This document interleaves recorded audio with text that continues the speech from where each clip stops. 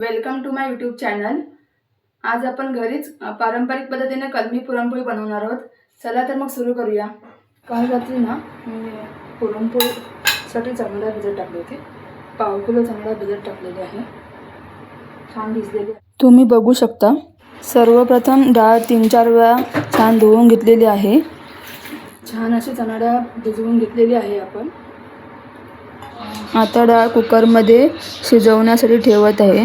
त्यामध्ये 1 ग्लास पाणी आणि हळद आणि थोडी हळद आणि थोडं तेल घातलं आहे, ज्यामुळे डाळ लवकर व मऊ शिजते। डाळ व्यवस्थित शिजलेली असणं महत्त्वाचं आहे। आता कुकरचं झाकण लावून मी गॅसवर कुकर ठेवला आहे आणि 5-6 चांगल्या शिट्ट्या काढून घेणार आहे। डाळ शिजेपर्यंत गूळ किसून घेतला। पाव किलो चणा डाळीला मी पाव किलोपेक्षा थोडा जास्त गूळ घेतला आहे। तुम्ही तुमच्या आवडीनुसार कमी जास्त गोड करू शकता। मला गोड आवडतं म्हणून थोडं जास्त गूळ घेतलेला आहे। गूळ किसून झालेला आहे। डाळ थंड होईपर्यंत आपण मैद्याचं पीठ मळून घेऊया पोळीसाठी। पीठ मळलेलं असलं की पोळ्या कशा छान मऊ आणि लुसलुशीत होतात। आता घेऊया पुरण तयार करायला।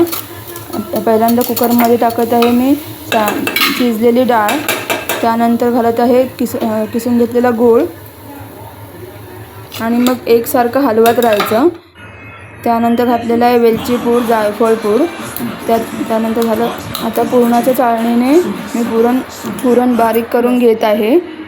पुरणाच्या सुगंधाने घरभर सुगंधी दरवळ पसरलेला आहे। पीठही तयार आहे, पुरणही तयार आहे। चला तर मग घेऊया पोळ्या करायला।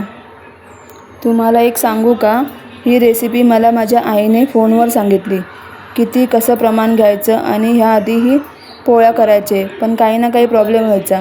पण आज गुरुपौर्णिमेच्या दिवशी आईच्या एका कॉलने माझी पुरणपोळी कशी बनली आहे बघा, आणि पोळ्यासुद्धा परफेक्ट जमल्या आहेत। आई ही जगाच्या पाठीवरती कुठेही असली तरी तिची शिकवण ही अंमलात येतेच। आता पिठामध्ये पुरण भरलेलं आहे, हलक्या हाताने लाटून घेऊया पोळी। आज गुरुपौर्णिमेच्या दिवशीसुद्धा मी माझ्या आईकडून काही ना काहीतरी शिकले। Thank you so much I, love you more. पोळी छान लाटून झालेली आहे, बघा कशी मस्त लाटली जाते। आता घेऊया शेकवून। एक पोळी शेकेपर्यंत दुसरी पोळीसुद्धा मी लाटून दाखवते तुम्हाला कशी। तव्यावरती दोन्ही बाजूने छान सोनेरी रंग येईपर्यंत भाजून घ्यायची आहे। छान मस्तपैकी तूप लावायचं आहे। तूप लावल्याने पोळीला छान स्वाद येतो। आता बघा पोळी माझी कशी झालेली आहे। गरमागरम पुरणपोळी तयार आहे।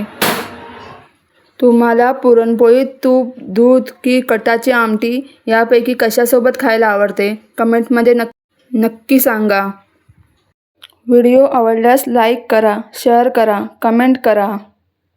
अशाच घरगुती रेसिपीसाठी व व्लॉगसाठी सबस्क्राईब करायला विसरू नका। थँक्यू। भेटूया पुढच्या व्लॉगमध्ये।